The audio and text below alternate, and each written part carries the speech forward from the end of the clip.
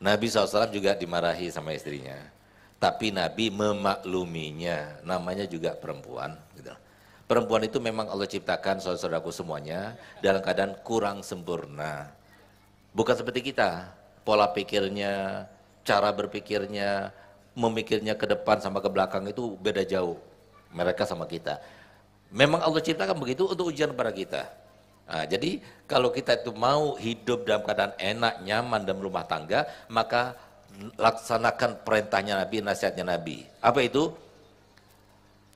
Kun ma'al khalqi kanlah khalqah. Jadilah kamu itu bersama makhluk. Siapa makhluk itu? Perempuan. Sekarang tidak ada perempuan. Berarti apa yang ada adalah Allah. Allah yang gerakan dia berkata begitu. Allah yang gerakan dia begitu dan sebagainya. Supaya apa? Supaya kita sabar saja. Ya, jadi pernah ada satu orang datang kepada Syekh Umar bin Khattab, mau mengadukan istrinya yang suka marah-marah. Sampai ke rumahnya Syekh Umar bin Khattab, belum dia mengetuk pintunya, dia kedengaran Syekh Umar dimarahi sama istrinya. Sehingga apa kata beliau? Wah, ternyata aku itu mengadu kepada orang yang senasib. Percuma saja, balik dia. Begitu dia balik, kelihatan sama Syekh Umar dipanggil. Kenapa kamu itu balik? Sudah aku lihat kamu mau mengetuk pintuku, kemudian kamu nggak kembali lagi, tidak melaksanakannya, tidak meneruskannya. Galia, wahai Umar, aku tadi mau datang kepada kamu untuk mengadukan istriku. Apa yang harus aku lakukan? Ternyata istri kamu lebih parah lagi daripada istri saya. Maka dia katakan, kita ini laki-laki.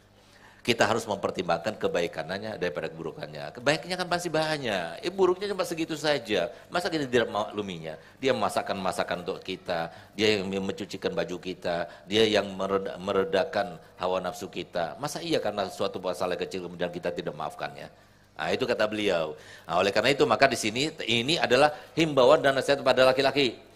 Sedangkan perempuan hati-hati ibu. Yang melarang ibu nggak boleh marah-marah itu bukan suami. Yang melarang ibu itu mengangkat suaranya saja di atas suami itu bukan suami, bukan mertua, bukan orang tua, bukan saya sebagai guru, tidak. Tapi yang merintahkan itu adalah Allah dan Rasulnya. Kalau ibu jadi solihah bukan atas perintah suami, tapi atas perintah Allah dan Rasulnya. Itu merupakan ibadah terbesarnya perempuan, itu adalah menjadi istri yang solihah. Menjadi istri yang solihah adalah menganggap suaminya bagaikan raja, kata Nabi SAW. Masa ada raja yang dimarah-marahi? Nah, jadi kalau tanda-tanda istri yang solihah nggak pernah marah.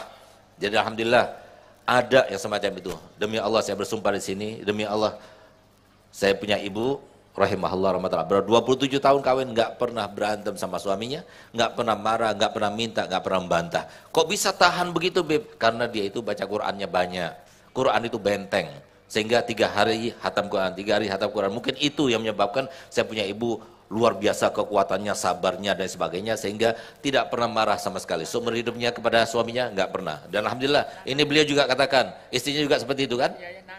Nah, almarhumah juga seperti itu, nggak pernah marah, tapi yang ada dimarahi sama beliau gitu. Nah, itu bagus, tanda istri yang solihah. Nah, jadi nggak ada ibadah apapun lebih besar daripada ibadah seorang istri sabar kepada suaminya. Tapi tidak ada suatu jalan menuju kepada menjadi wali lebih besar, lebih cepat, lebih kilat, lebih pintas daripada sabar sama istri. Jadi yang punya istri nggak baik, bersyukur. Kenapa? Sebentar lagi jadi wali kita insya Allah. Nah, jadi semoga kita semuanya sabar, yang laki yang perempuan semua sabar, dan semoga kita semua dapat ridha Allah SWT.